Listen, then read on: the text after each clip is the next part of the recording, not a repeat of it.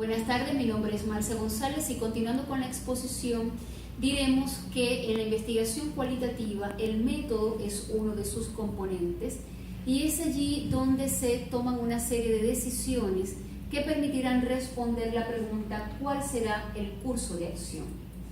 La primera decisión a tomar es acerca del muestreo. Esto está referido a la elección de los momentos, contextos e individuos que pueden proveer la información necesaria para responder a las preguntas de la investigación.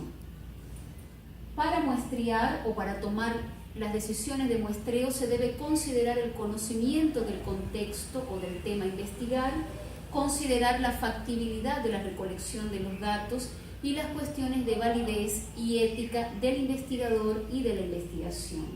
Es el momento de decidir estratégicamente cómo lograr la mayor cantidad posible de información importante, pertinente y útil a partir de un número limitado de casos a ser elegidos.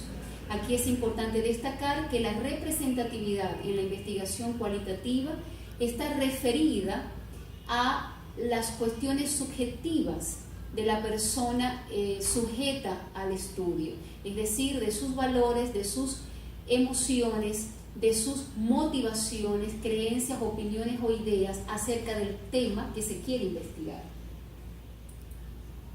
Por esto es que Peyton, LeCompte y Presley han dicho que en la investigación cualitativa se toma la muestra con un propósito o se selecciona basada en criterios. Es decir, que estos eventos, personas o eventos, escenarios, son seleccionados deliberadamente a fin de obtener esta investigación. En la investigación cualitativa, estas personas pueden ser escogidas bajo el criterio de tener un conocimiento o de ser un experto en el área de interés o de haber sido testigos privilegiados de un evento que se quiera estudiar. La segunda decisión importante está relacionada con la recolección de los datos, entendiendo como dato una descripción de la realidad, una situación, una persona, un comportamiento. Es un inventario del mundo real. La recolección de los datos se hace para obtener información. Lo importante aquí es destacar que este proceso de recolección no puede concluirse hasta que exista la certeza de tener toda la información necesaria para responder a nuestras preguntas de investigación. La recolección de datos, la fidelidad de los registros obtenidos nos permitirán tener un análisis pertinente, un análisis más cercano a lo real de dichos datos. Lo importante es que el método seleccionado permita registrar la información tal y como es expresada verbal y no verbalmente por las personas involucradas en la situación estudiada. Los métodos más frecuentes para la recolección de los datos en la investigación cualitativa son, por ejemplo, la fotobiografía, la observación participante, la autoobservación, la entrevista, la entrevista a grupos focales, la revisión de documentos, entre otros.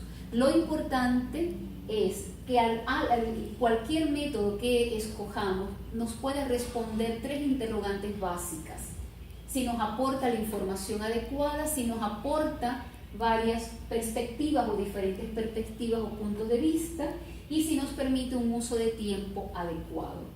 Dentro de estos métodos de recolección vamos a mencionar tres de los que se utilizan más ampliamente en la investigación cualitativa.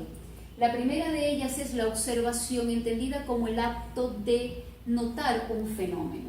Es la obtención de impresiones del mundo circundante en función de las cualidades o de las facultades humanas.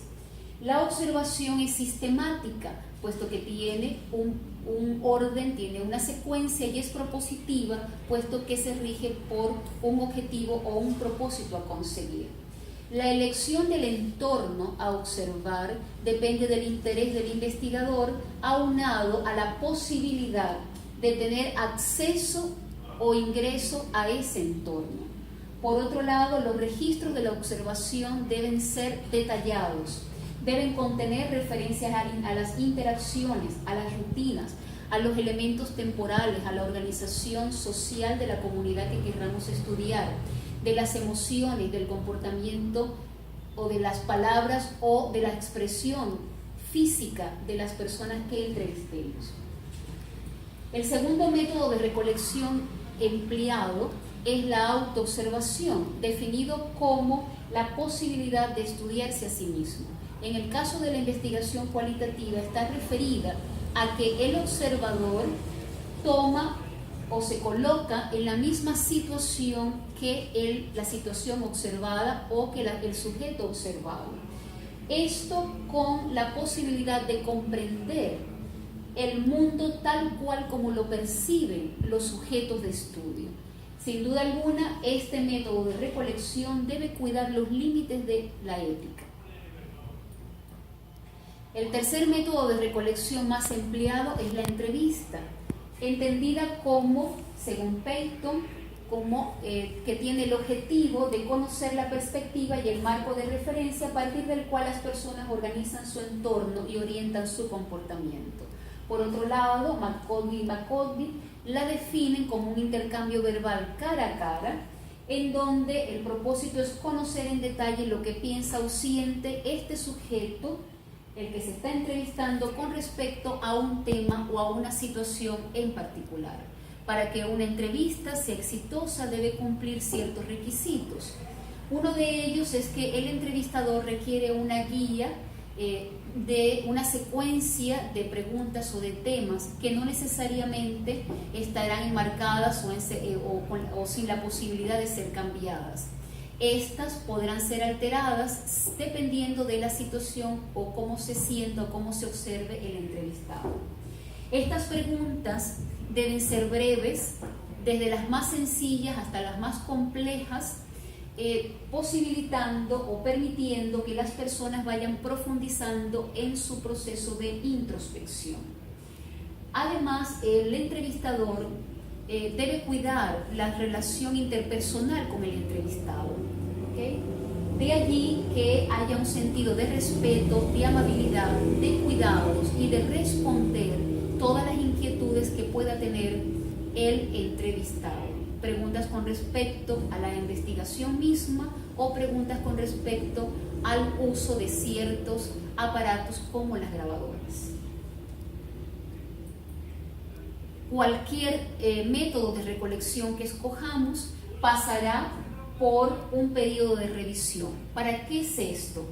Para asegurarnos de que nos brinde la información que necesitamos para responder nuestras preguntas y para advertir cualquier error posible que pueda amenazar la validez de nuestros resultados. La tercera decisión a tomar en esta etapa está relacionado con el análisis de los datos. ¿Okay? El análisis de los datos es un proceso flexible, dinámico y reiterativo. Y es flexible puesto que en la etapa del análisis de los datos se nos da la oportunidad de regresar a etapas anteriores del diseño de investigación si es necesario o si consideramos que nos falta alguna información. En esta etapa, la habilidad creativa del investigador es más importante que cualquier habilidad técnica, y el análisis de los datos será guiado por la relación que existe entre el problema de investigación y nuestra pregunta de investigación. En el análisis de los datos lo importante es llevar un orden sistemático. ¿Qué significa esto? Que al terminar una entrevista o al terminar algún registro de observación debe ser transcrito inmediatamente. ¿Okay? Debemos comprender que el caos de la información no nos ayuda a comprender ningún fenómeno a estudiar. En papel debe estar toda la información obtenida para comenzar el análisis. ¿Qué persigue el análisis de los datos? Persigue extraer significados relevantes. ¿Cómo se hace esto? Comparando las palabras, comparándolas. ¿Son idénticas? ¿Son similares? ¿Están relacionadas o no? La idea es buscar tendencias y patrones que reaparecen en varios participantes o textos provenientes de diversas entrevistas o de diversas observaciones.